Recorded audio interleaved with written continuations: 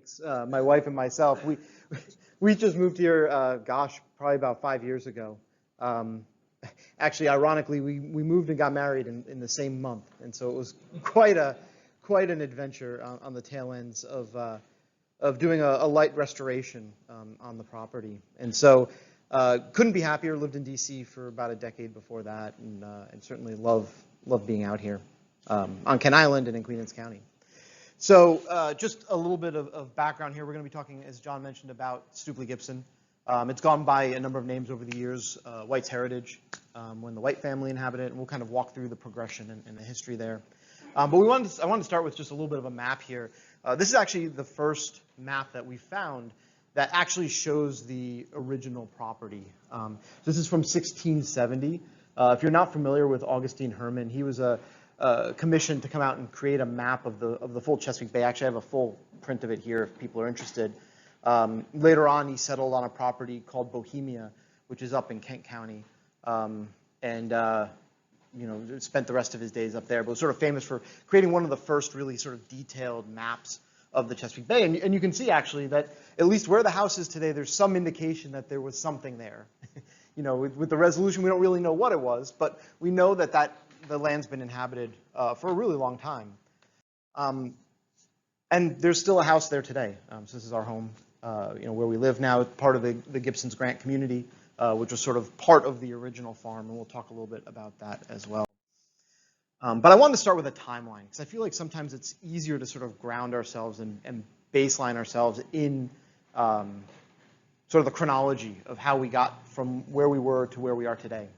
And I'm going to apologize. If you can't hear me in the back of the room, just like wave or something and let me know. I know it's a big space, so I'm going to try to speak loudly. As we're talking about the timeline here, as we go back, and if you've done things with the Heritage Society before, you've probably heard a lot of discussion around Claiborne and his group of men and women who settled kind of Kent Island initially down at Fort Kent on the southern end of Route 8. Over time moved up to Broad Creek, where we had a community for a very long time. The predecessor to this church, right? The cemetery is still there over in Broad Creek. If you haven't had a chance to check it out, I do highly recommend it. And you're kind of seeing all of that happen sort of in the early 1600s, right? 1630 to 1650. You're talking about 150 or so settlers, for lack of better terms, right? The second permanent or third permanent settlement in the colonies, right? And so these families moved up from, many of them from Jamestown, to kind of settle this new outpost, kind of in this new America that was being explored. And that kind of sets the stage for right where we're going to start talking, right? The initial land grant for Stoopley-Gibson was in 1656. And we'll sort of start the time there. We'll talk through a little bit. What we've done, or what I've done with a lot of this presentation, is sort of segmented it. I know it's a little hard with the projector, so apologies. But into some of these periods, right? We have kind of the pre-colonial period, sort of what happened during the colonies. We'll talk about the Brights, who owned the home or the property from 1730 until right after the Civil War. We'll talk about the White family, who owned a kind of reconstruction all the way through to the early 20th century. And then everything that's happened kind of since then. Like the rest of the world, I feel like there's like 800 things that happened then in the last 100 years or so. But we'll kind of touch base on some of that as well. And it kind of ended with Gibson's Grant being developed today. And so the story starts with two gentlemen, Henry and John. So we like to talk about Henry Stoop and John Gibson.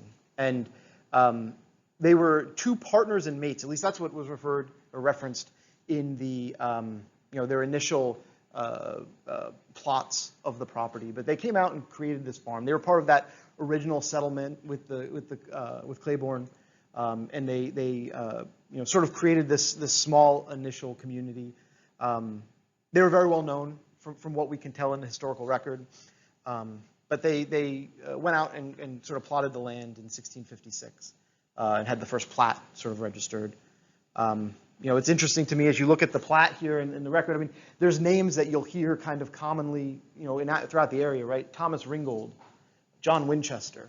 Some of those families are still here today, as are the Gibsons as well. So So yeah, it's kind of was the initial history and sort of founding of the property. I thought it was interesting to highlight as well that the property where Gibson's Grant is today isn't the same now as it was 250 years ago, more 300 years ago. We've seen a lot of shoreline erosion, as has much of Kent Island. We've had other lectures as well, and I'm sure we'll in the future too, talking about some of the geography and the geology of where we are, but we're kind of in the perfect location for shoreline erosion. And you can actually see, the white line here. I mean, this only goes back to the 1840s, right? So when you're talking 1600s, it was probably even further out. But just as time has gone by, it's eroded the land as well, and so you can see how it's kind of receded sort of ever since. So as I mentioned, John Gibson and Henry Stoop in 1656 patented the land for 150 acres. Between 1656 and 1730, that 70-year period was pretty volatile for the time. I mean, especially considering it's a community of 120, 150 or so people. So you can see here, John and Henry owned it, and then a year later, it transferred to John and Elizabeth, who was likely married to Henry at that point in time. Maybe he had passed away. It's all sort of unknown, but it passed to the two of them. It ultimately then landed in the hands of Andrew Eleanor in 1658. So you're talking about 4 years after it was, I can't even do math, 2 years after it was platted. Andrew ended up with it. The only thing we know about Andrew is he's called the Spaniard. So just an interesting anecdote, for a largely British population to have somebody from Spain, that was kind of how they were being identified. But Andrew Eleanor owned the property in 1658, and it was, at that point it condensed a little bit to 125 acres. Andrew passed away, and as happened, in the colonies at the time, or in the pre-colony at the time, people live short lives. And so the property then passed shortly thereafter in 1660, 2 years later again, to his wife, Anarchy. And what's interesting is Anarchy then remarried 4 or 5 times, likely to deaths of her husbands. Yeah. But for tracing the history, it makes it really complex. You can see we've got like 8 different names mentioned here.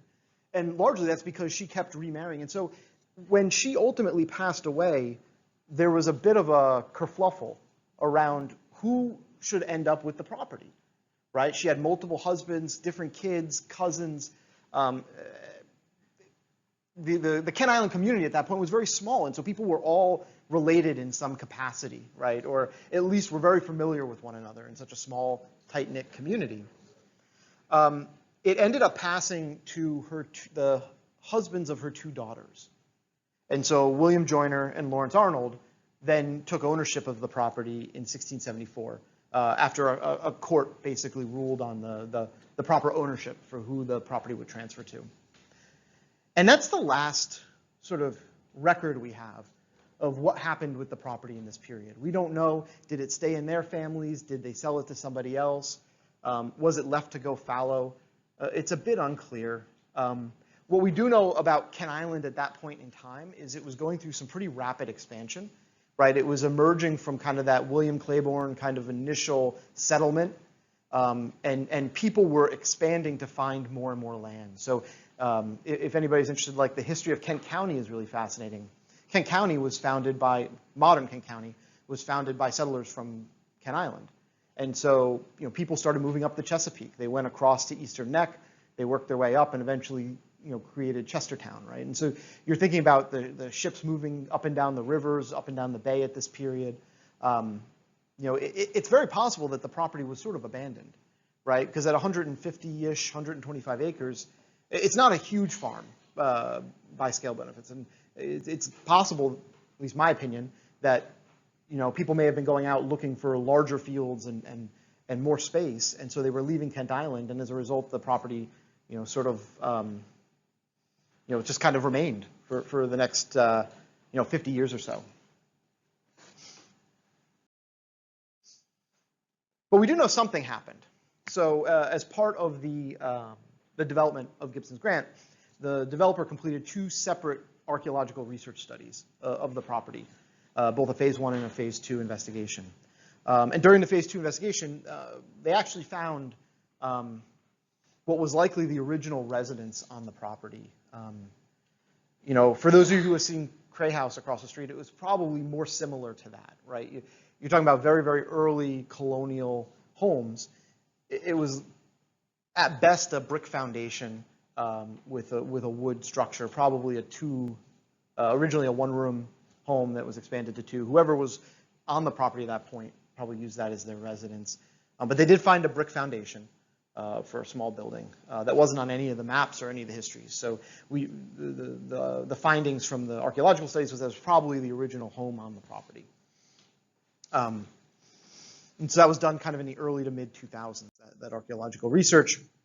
And so the McKinney Court settlement was sort of that original property. You can see here sort of a photo of what that foundation looked like. Again, brick in this time period would have been pretty rare and pretty special. So you know, it isn't just it likely wasn't a barn or a shed, but something more significant, you know, at that point in time. All of this takes us up to 1730. So the next kind of data point we have on the history of the Stoopley-Gibson property, named for Stoopley and Gibson, if I didn't mention that earlier, is in 1730, when Francis Bright, a settler from England, had the property resurveyed.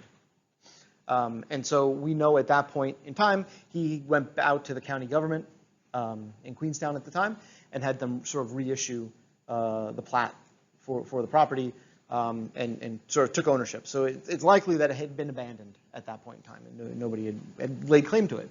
And so he was able to go out and sort of have that grabbed for himself in 1730. So that's kind of the next data point. That's sort of the story now as we've moved into the Bright period, as I was talking about earlier, kind of these large eras of the home and the property.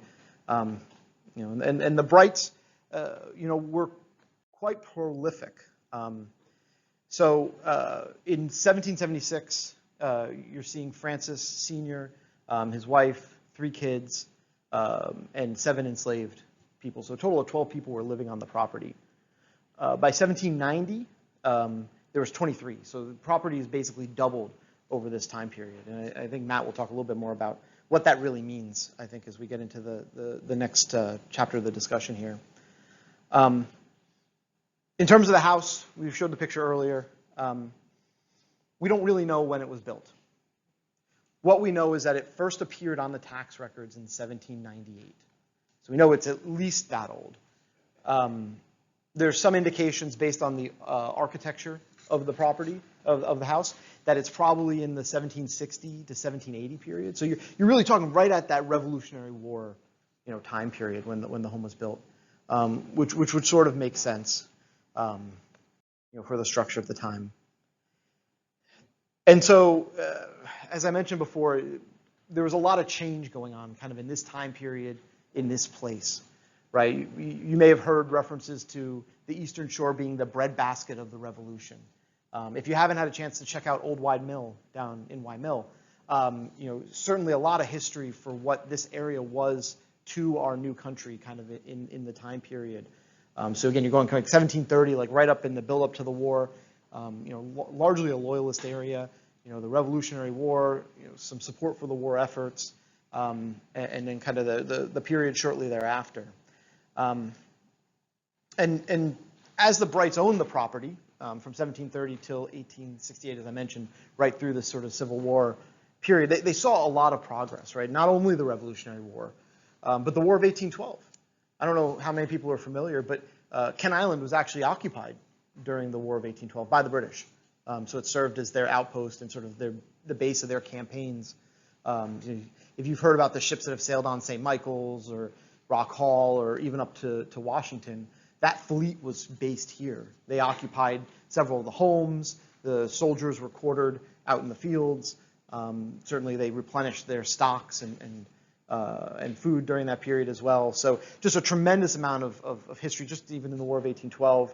And then here, the founding of Stevensville, right? Stevensville was a little bit later in the timeline because, as I mentioned before, the original sort of community, right, over on Broad Creek silted in, right? The harbor wasn't as deep, and so the whole history of why the community kind of moved up here and started the town of Stevensville.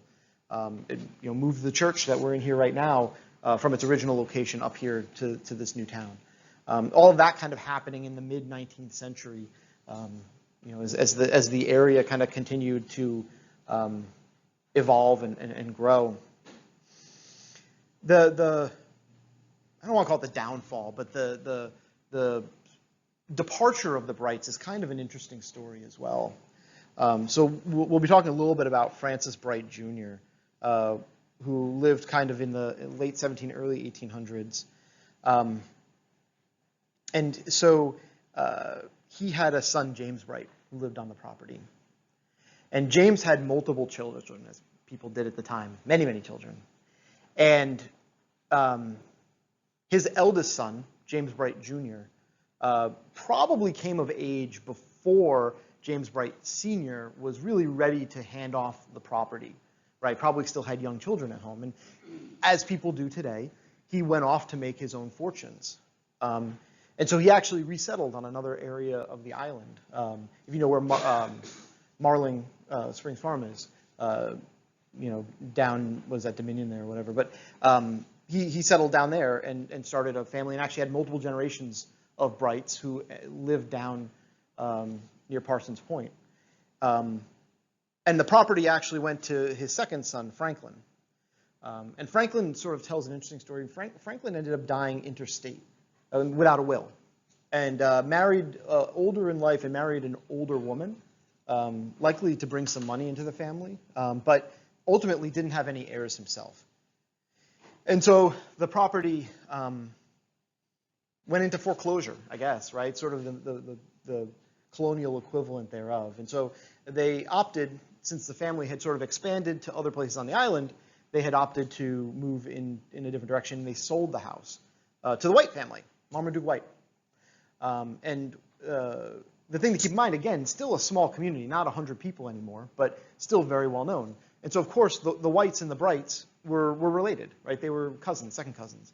And so, maybe it might have been perceived at the time almost as a transfer within the family, even though it was going from sort of one last name to another. But there was definitely relationships between the two families. And so in 1868, the house sort of moved over to the Whites, and we'll touch on that a little bit more later in the discussion. But I thought this was sort of a telling map. This is a map here from 1866, the J.G. Strong map. There's a copy of a newer version of it actually hanging out there. But you can see the references to Franklin Bright here and his ownership of the property.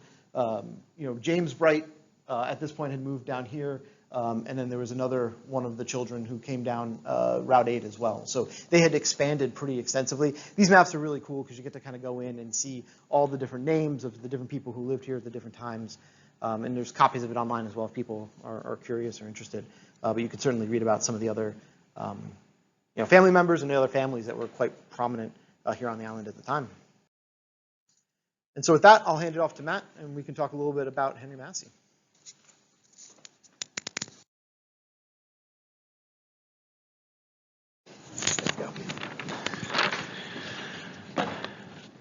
Well, I'd like to thank Andrew for that wonderful overview of Stoopley-Gibson as a site. I would like to pivot now and talk a little bit about a particular resident of Stoopley-Gibson, Henry Massey, who was an enslaved man who escaped from the island in October of 1849.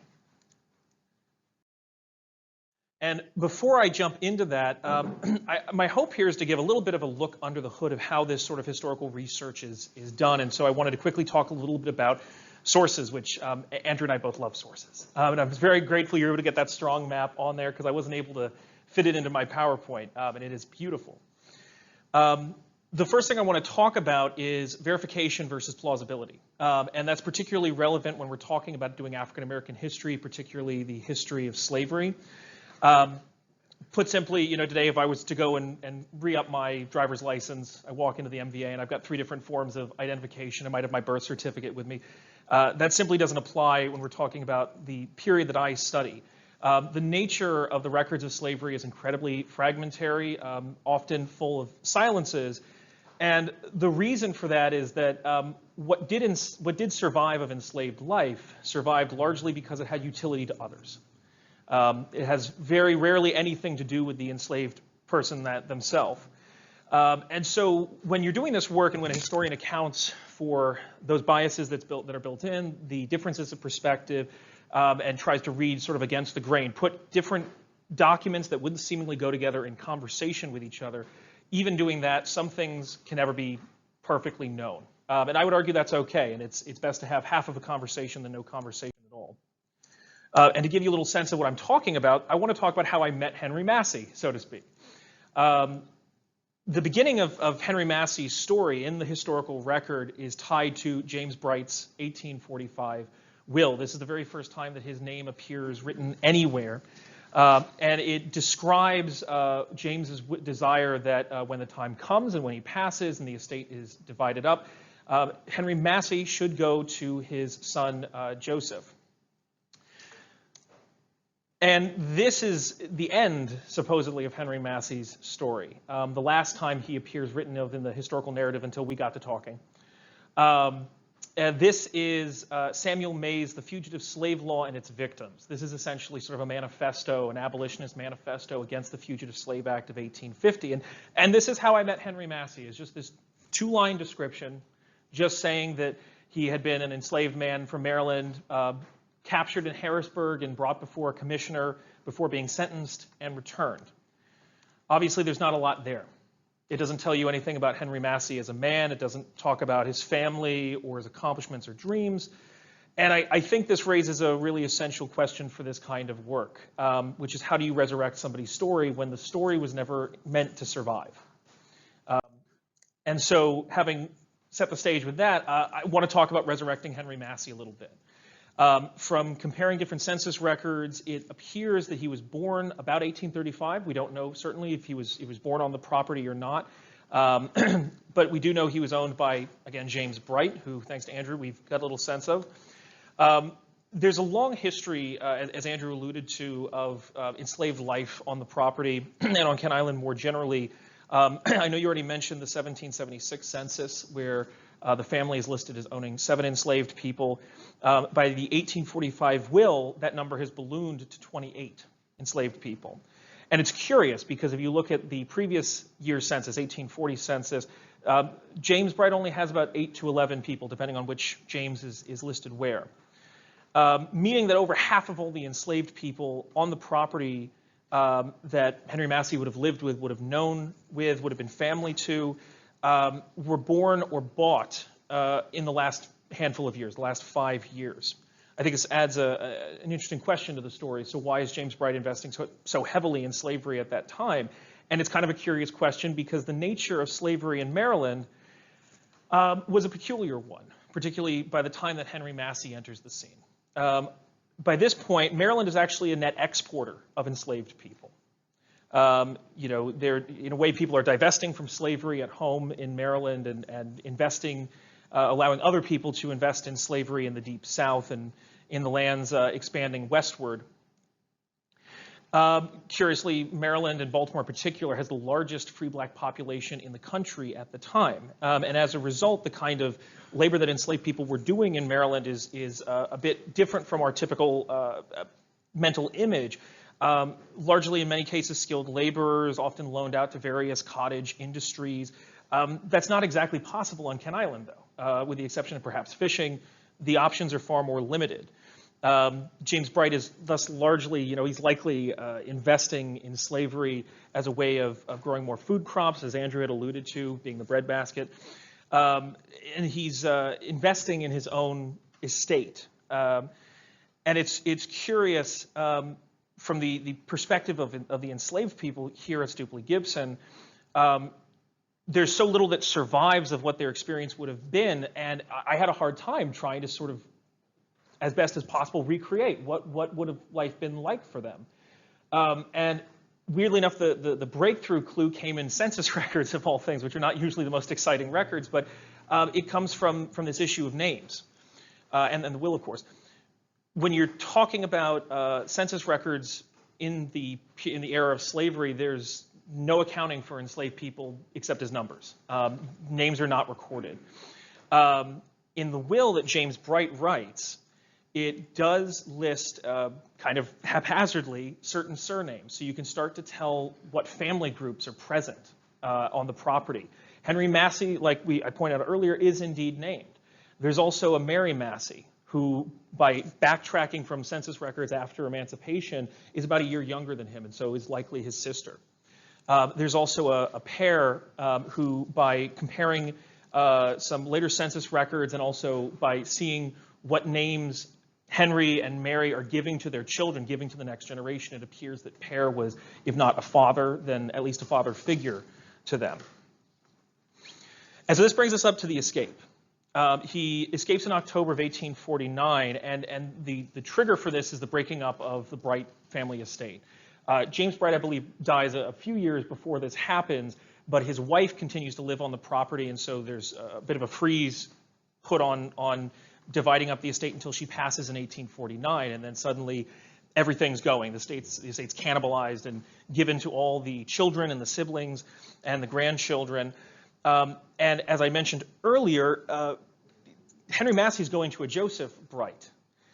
And by going and digging a little bit more into Joseph Bright's, what we know of Joseph Bright's history, and specifically by looking at his will and comparing that to James's will, it kind of, you begin to get a picture of him as sort of a black sheep of the family. He's quite literally a trust fund baby.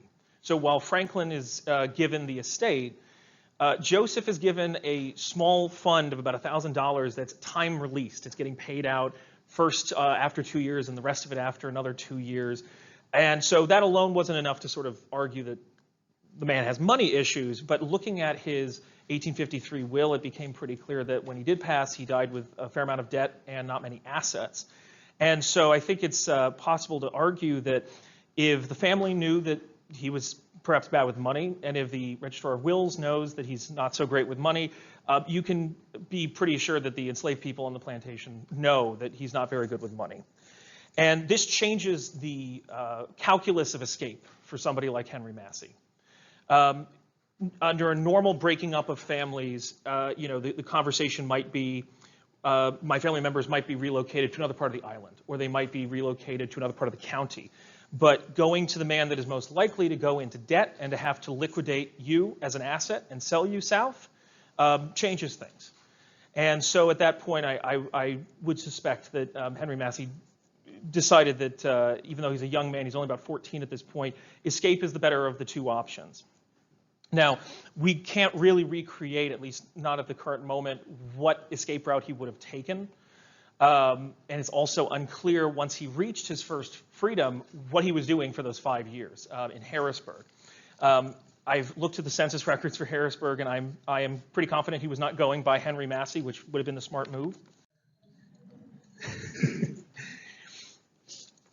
And so, having said that, the 5 years that Henry Massey is spending in Harrisburg are very active years in the rest of the state and in the country as a whole.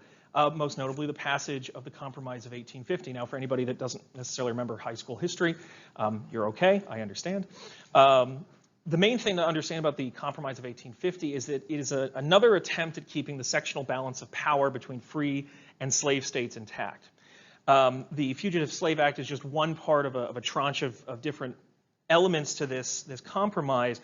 But I think it's important to kind of understand what the bill said and how terrible of a bill it really was. I think the best way to think about the court system that Henry Massey would face when he went to Philadelphia, when he's taken to Philadelphia, is to kind of think about like the modern immigration court system, in that it's a federally established court system, very top-down, and it's concerned with targeting one specific group of people to establish status or identity and to control movement. The circuit courts were allowed to appoint U.S. commissioners, judges in all but name. And one of the most electrifying and damaging parts of this bill to that sectional compromise I mentioned is the fact that it nullified free state personal liberty or anti-kidnapping laws. So ever since previous Supreme Court cases, most notably Prigg versus Pennsylvania in the 1840s, the way that the Fugitive Slave Clause of the Constitution was interpreted was that the federal government was responsible for enforcement, right? Meaning that if you are in a free state, if you're a citizen or a law enforcement officer in a free state, you have no obligation to help take somebody back to slavery. And this bill kind of threw that back in everybody's face. So suddenly you can be compelled. And you can be compelled with fines and jail time. It doesn't matter if you're a marshal or a sheriff or just a civilian. You're eligible to be punished if you refuse to help enforce this law. And talk about in the courtroom procedurally, one of the worst parts of this bill is this issue of summary judgment, right? There is no jury. It is this one judge that decides your fate, and the emphasis is on speed, not accuracy. The defendant also is not given a right to testify. And there are some really very blatant pro-slavery financial incentives to how the bill is written, namely that the commissioner and the arresting officer, usually a marshal or a deputy marshal, are paid $10 for returning a person to slavery and $5 if they let them go free. So along with creating a massive uproar because of how blatant all this is, it also, the bill as a whole had sort of a questionable element of constitutionality. It is later upheld in 1859, but it is kind of interesting that it takes a decade to actually have a proper hearing on the bill itself. Things are heating up in Pennsylvania as well. I think to sort of understand the context that Henry Massey was being dragged into when he's taken to Philadelphia forcibly, I will start with the man on the bottom, actually, the image on the bottom. That's Governor William F. Johnson, a Whig of Pennsylvania. And in 1850, as the debate over the compromise and over the Fugitive Slave Act, pardon me, before it's actually passed into law, is really heating up. He is, and the state of Pennsylvania are specifically targeted and called to the carpet by Virginia and by Georgia for violating the constitutional compact, right? You're not enforcing the Fugitive Slave Clause. Why aren't you? And when he responds back, you know, he's trying to maintain that sectional balance and peace as a politician. But he's also expressing a lot of displeasure over the act and over slavery as a whole, which boils down to essentially saying, and this is not quite verbatim, but close enough, you know, if we were voting to establish slavery today, I and Pennsylvania would be against it in a heartbeat, but as it is the law of the land, I am bound to enforce it. And at the same time, he's also hearkening back to a very proud Pennsylvanian legacy of resisting slavery, going back to when they abolished slavery just after the American Revolution. And of course, this is also undergirded by a large Quaker population that at this time is still kind of carrying that banner forward. And that's how we get to this wonderful woman in the middle, Lucretia Mott, a member of the Pennsylvania Abolition Society. This is a much older society than the Anti-Slavery Society, which we'll get to in a moment. The main thing to understand about it is that the leadership of this society was heavily saturated with Quakers who were very uncomfortable with the idea of violence, were even rather uncomfortable with civil disobedience in many cases. And so in terms of what action that society was really willing to take, it was pretty limited to sort of stoking an outrage machine through the press, targeting people for supporting the Fugitive Slave Act, particularly Commissioner Ingram, and also providing a pretty robust legal defense network. So when enslaved or people that were accused of being fugitive slaves were brought before the court, they could expect basically pro bono representation. At the same time, again, various people were not quite satisfied with that level of engagement, including Lucretia Mott at one point, who, along with William Still, who's the man at the top, helps to develop the Pennsylvania Anti-Slavery Society. And part of that process is them getting getting their hands a little bit dirtier, so to speak. So William Still is, of course, most famously known as being perhaps the best documented Underground Railroad conductor, and actually the linchpin of escaping through Philadelphia. And so this represents sort of a new dimension to the question of how is Philadelphia going to resist the Fugitive Slave Act. It kind of boils down to a debate about whether to be a radical or a practical, right? At the time, there were quite a lot of basically what we would call op-eds today, opining that Abolitionists were too radical. They were perhaps, we might say, virtue signaling. They're concerned with their own image, their own sense of moral justice, and it made them myopic. Versus the practicals, say, like Governor Johnson, who are willing to sort of take the issue of slavery in America as a whole, and were concerned first and foremost with preserving union and preserving peace. So I think this raises a very interesting question, particularly for Henry Massey that day walking into the courtroom. Had anything changed? And did he have a reason to hope? And I think the answer is yes, there were reasons to hope.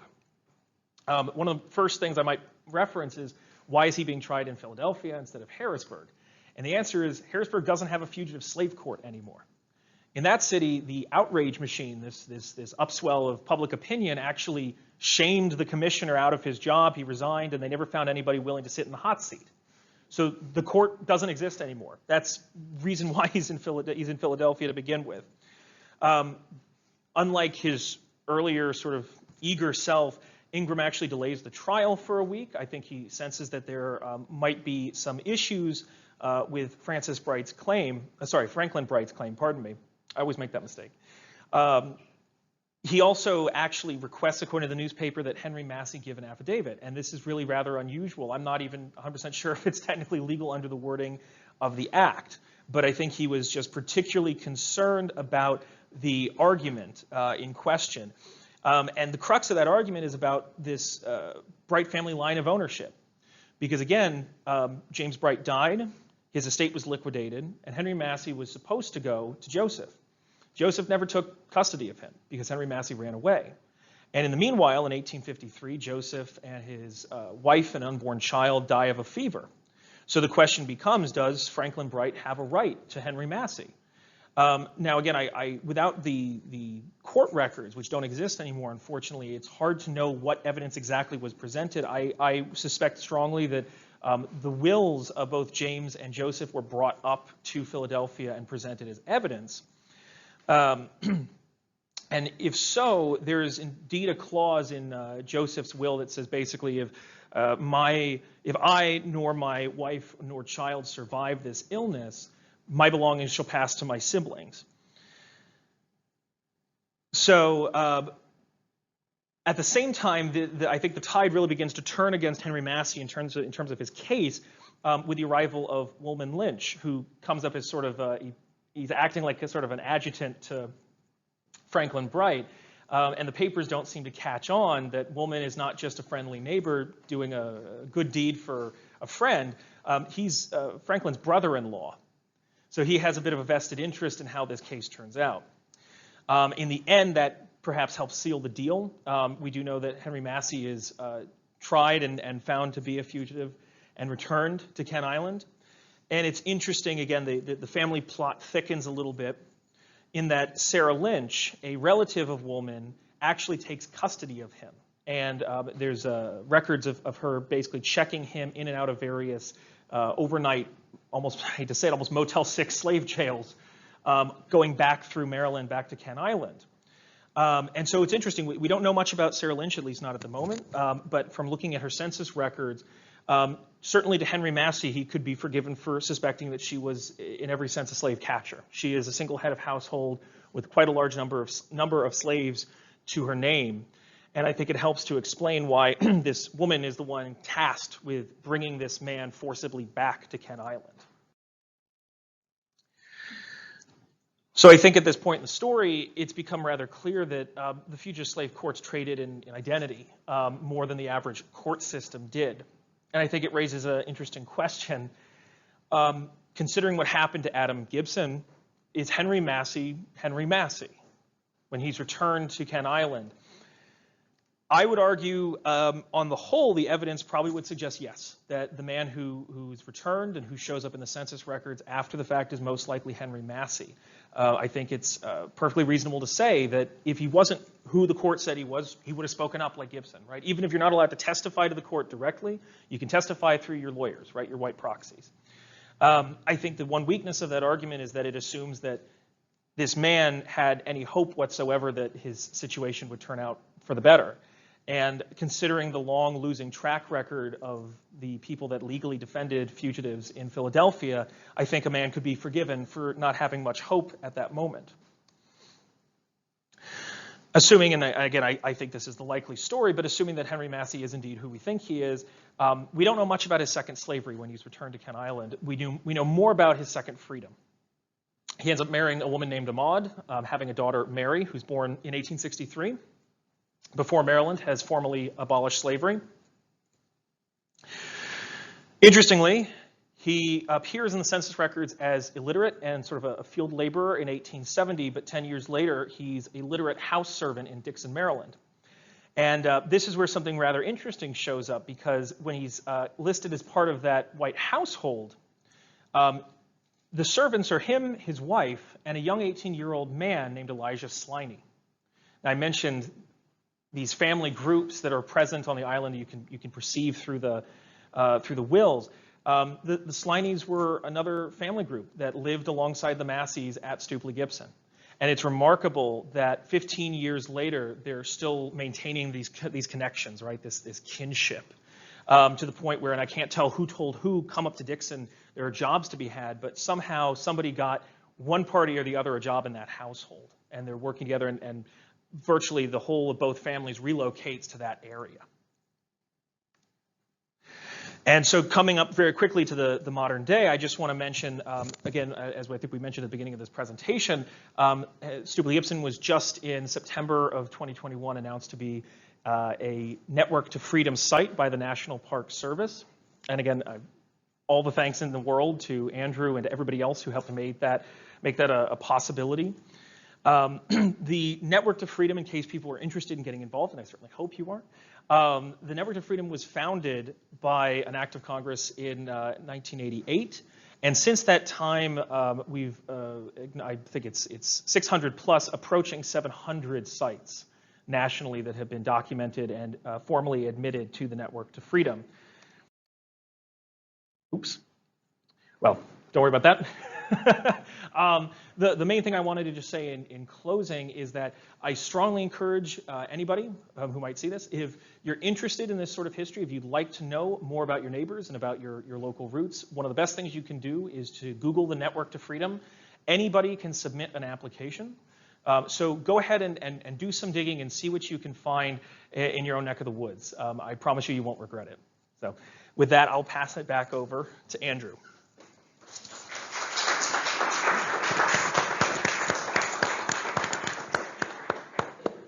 Thank you, Matt. So fascinating story and just an amazing kind of little picture of what life in the 19th century looked like here on Kent Island and in the broader sort of mid-Atlantic region. And so I think it's really fascinating to hear Henry Massey's tale. And there are others as well. I mean, we actually, late into the process, actually found escaped fugitive ads, runaway slave ads, going back to the mid-1700s from Stoopley-Gibson. So there is a sort of a history here of what the enslaved population looked like just on this one property, not to mention all the other properties, estates, farms on Kent Island. And so there's a tremendous amount of history and people who remain to be, I think, studied more and understood better.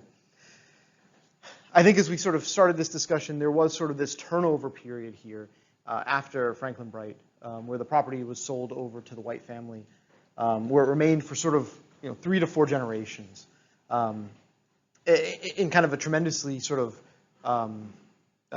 turbulent and creationary period, right? So, 1868, it was handed over or sold to Marmaduke, as I mentioned. I know it's a little hard to read here, so I apologize. It ultimately then passed to his son, Thomas White, or Thomas Walker Kirby White, and then his son, Thomas Walter White. And so it remained in sort of the White family all the way through the early 20th century. Property went through quite a bit of expansion and renovation. We could do a whole nother session on just the architecture of the house itself, but during this time period, they likely added a 3rd story to the building. They made changes to the brick and the fenestration, the layout.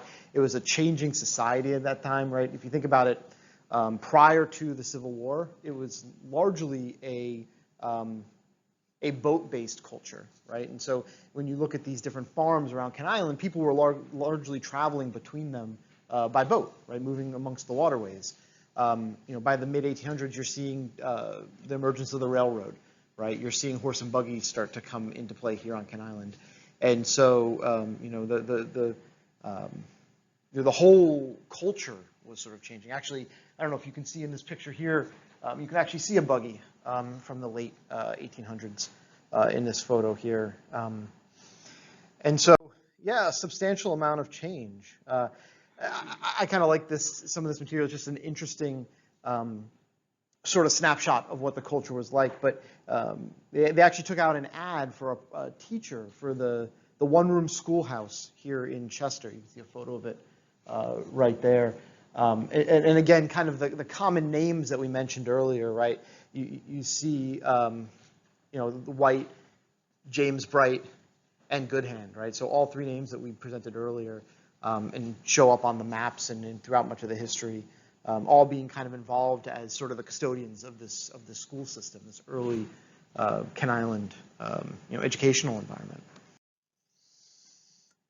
We talked a little bit about the house and sort of the expansion, moving it up to the third story. There was an additional wing that was built at that time as well. We do have some artwork and photographic documentation of the house at the time. This is a picture from sort of the late 19th century as well. So you can see the front porch, you can see the wing off the back, which was probably the kitchen, and some of this more service and support type infrastructure to run, a 200-acre plus farm. The house remained in the White family until right after the Great Depression. Ultimately, Mrs. White passed away, and it was spread amongst the children who had all kind of moved on to other careers. I think if you look at culturally, Ken Island at the time, it was also a lot of change. People were moving away from agriculture. You're starting to see more and more people go into trades and individual occupations, sort of in that 1920s period, going into the early 1930s. And so as that was changing, people were truck drivers, people were plumbers, people were taking on more trade-based careers, and so farming kind of fell out of favor. And you saw that story repeated all over the Eastern Shore during this period. So the property ended up being sold by the Whites to the McGuckin family. Ben McGuckin, B.F. McGuckin, was a financier out of New York. Another thing that was happening in this 1930s period was you sort of had this sort of new colonialism and interest in sort of the founding of America becoming more and more popular. You had the Rockefellers investing in Colonial Williamsburg and that opening in the early 1930s. It was just sort of fashionable to be kind of a colonial revivalist, right? And so it was very popular for people, wealthy people, to have sort of a authentic colonial country home. And so that's what McGuckin did. He purchased the farm and extensively restored the property in 1933, 1934. And there's a lot of history. We get into a period now where there's more newspaper records and articles, so you start to be able to build more of a chronology of what was happening. Between that period, between 1934, they owned the property till 1950. And then in the latter half of the 20th century, there was a succession of multiple owners. Essentially, if you think about 1950, you've got the Bay Bridge starting to come into the picture. People are recognizing that Ken Island is going to be able to handle a larger population than the 150 people that were here, 120 people with William Claiborne. And so there was a lot of development, subdivision, people wanting to be on the water. And so what you had was a series of sort of development-minded people who owned the property, some who worked on things like the bridge or developing some of the other communities in the 60s and 70s and 80s here on Ken Island. Ultimately, in 2001, I believe, it was sold to Elm Street Development, which is a developer based here in Maryland. They completed the Gibson's Grant subdivision, which was built. The original property, the original house on about 1.5 acres has been sort of carved out and preserved, which is now part of the recognition from the National Park Service. I think as we mentioned before, it's where my wife and myself and our son and our dog live today. So always a fun project. Lots of interesting discoveries we've made, lots of ghosts that we've experienced. Happy to tell you all about that some other time. And so with that, we'll sort of wrap it up. Welcome some Q&A maybe at the end. But just wanted to point out, if people are interested, a couple assets and things that are available, if people would like to learn more, we do have a Wikipedia page with kind of a consolidation of this and more of the history, including a lot of the primary source material. The other thing I would recommend checking out, if you're interested in kind of the history of Maryland, is the Maryland Historic Trust maintains a system called Medusa, which is what all the researchers use across the state. And one of the things that they make publicly available are these determinations of eligibility. So they're analyses that are done by sort of architects and historians on properties, and there's probably a dozen or 24 of them on Kent Island alone that you can go in, pull up the determinations of eligibility. Oftentimes they're 20-page tomes or longer with the full history of the property, the people, the census records, and a lot of good primary source information. Also do a plug here for the Kent Island Heritage Society. We do have space at the local library here on Kent Island. If you've never been, it's fascinating. There's actually I haven't been since the renovation, but there were cabinets and cabinets of original content and original material to review, histories of families, lots of photocopies of Bible records of different families and their descendants. So worth checking out as well. I mentioned Medusa as well, and then if folks are interested, I know you can get this through the Kent Island Heritage Society as well, but Of History and Houses is a story of a number of properties here on Kent Island and sort of the history of those homes, including White's Heritage or Stoopley-Gibson that's in here also. So highly recommend checking that out. If you haven't seen it before, there's copies at the library or you can purchase your own. And I think that's all I've got. Any questions?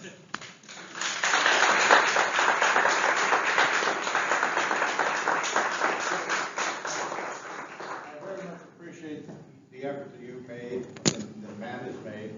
And I think what's interesting, you mentioned the number of names associated with that.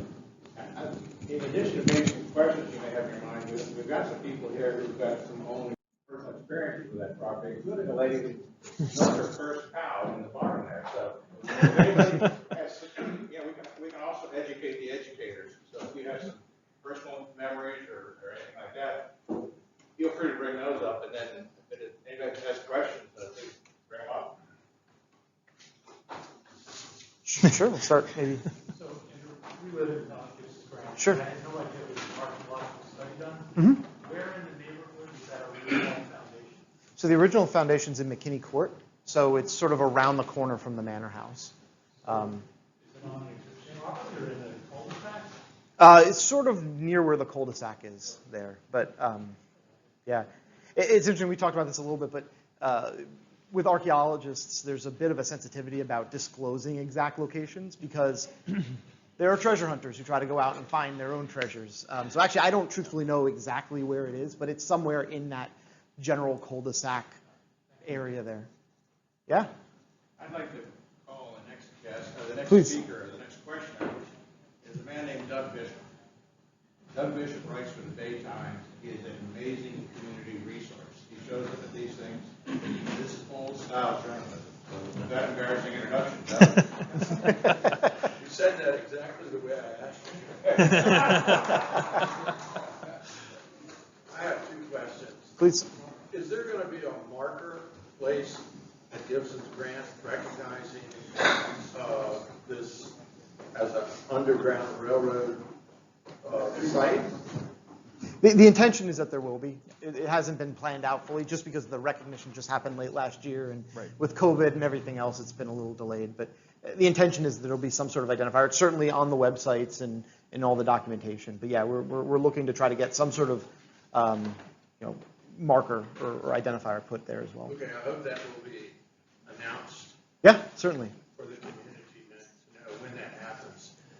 My second question, for those people who think they know what critical race theory is, which essentially for many people is teaching anything about slavery is wrong. It's a really confusing topic for many people, but how do you think people who are opponents of critical race theory would receive your presentation?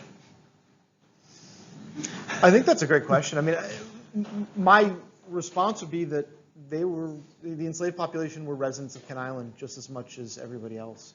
And all right, I will be louder.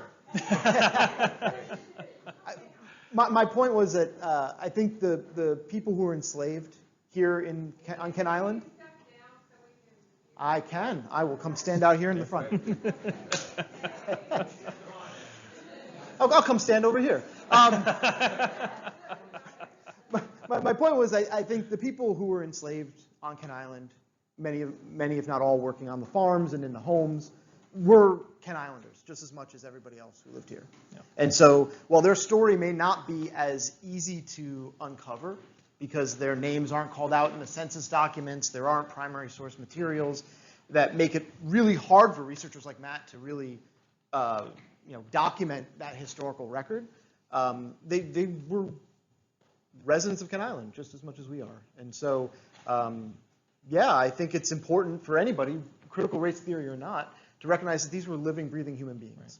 Right. And so whether you want to get into the politics of slavery and the practice of slavery and what it may or may not have done to society as a whole, even through today, I can leave that for people who are far more knowledgeable in the space. I mean, I think my opinion as a homeowner is that the story of Henry Massey is just as important as any of the other individuals who lived in the home. And so the more we can learn about these people, the better. Yeah. And I just want to add to it. No, absolutely. And the only thing I would add to what Andrew has said, I just would add a personal story, which is I collect, as time goes by, stories of interesting ways of how people think about or interact with history. And one of my recent acquisitions was a colleague who was lamenting and was upset at the fact that so much of African American history seemed to be so very sad. To which I sort of replied, I don't know why exactly you thought it would be happy, and that's okay, right? The history is the history. There's nothing to be afraid of. It is there to be reckoned with, but I think that the healthier thing to do, rather than turning away from it, is to turn into the wind and to engage with it and trying to take that as a reason to try and improve things going forward with the stuff that is still unwritten. There's no way, as much as I would love to, as much as I try to go back and to resurrect Henry Massey, I'm not God. It's not quite possible. And so I think the better thing is to sort of turn our focus to the future and try to make good on those promises. So. More questions? One of the questions I have is somebody who's only lived there for 13 years, and Linda and Lou and some others here maybe. What was that, when it was a farm, what was it, what were they doing? What were they growing? What was it like?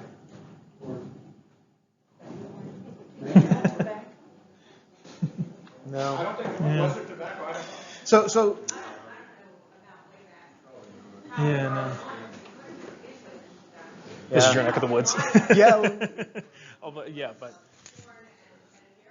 As a former director of the oldest Christian community on the island, Christchurch Parish, my predecessors were paid with tobacco, as were all the clergy on the eastern shore. Unfortunately, tobacco has a terrible derogatory effect on the land. Yes. And probably within 50, my story I know exactly what you're going to say. the soil was so depleted, no longer grew tobacco, and they turned to, and did become, I believe, a feeding station for Annapolis and the Western Shore. I think a lot of food left here and moved across the bay. But my predecessors initially were paid in pounds of tobacco. Yeah, and there's a fair amount of history to that as well. Yeah. Actually, the depletion happened pretty early on. So you're talking, into the early 1700s when they switched over to primarily, the Holy Trinity that we see today, right? Mm-hmm. It was corn, it was wheat, and it was soy. And so you had a lot of that type of farming that was going on. I mentioned the comment of the breadbasket of the Revolution. Again, I'll let the wine mill folks tell that story, but it really did provide a lot of that grain. Stoopley-Gibson in particular continued that sustenance farming until it was purchased by the McGuckins. They, from my understanding, tended to use it more for cattle. So Mr. McGuckin was a big cow breeder, and there's all sorts of records of different 4-H competitions and articles about his dairy that he was running and the quality of the milk that came out of the property.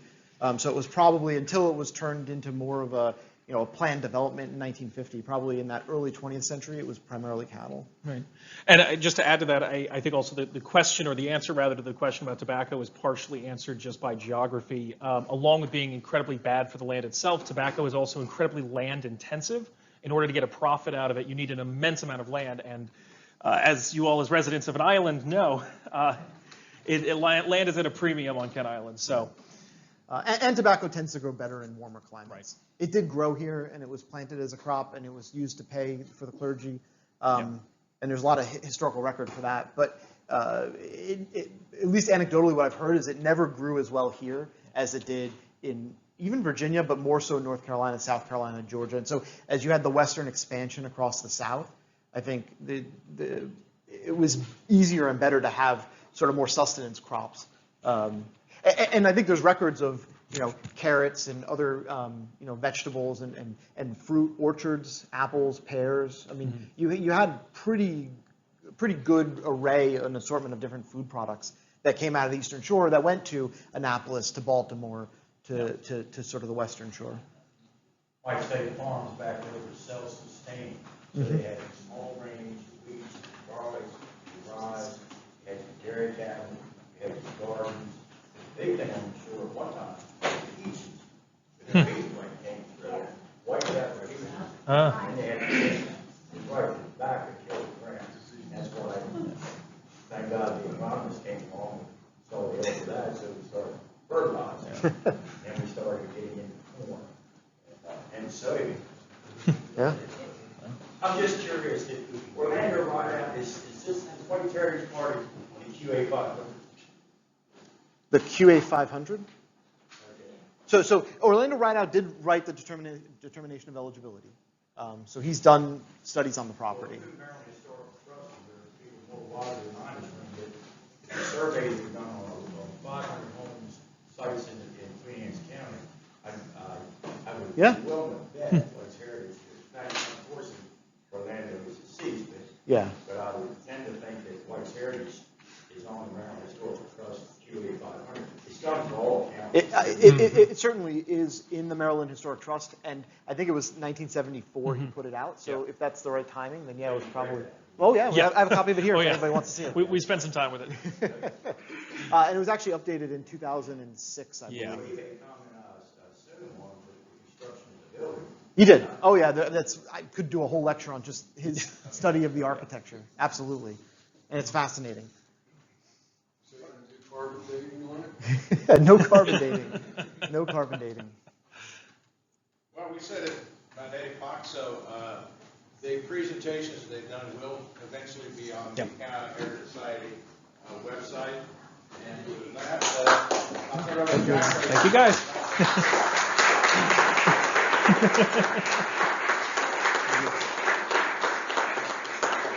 Well, you've just done it with your applause, but I wanted to echo the tremendous thank you to both Andrew and Matt.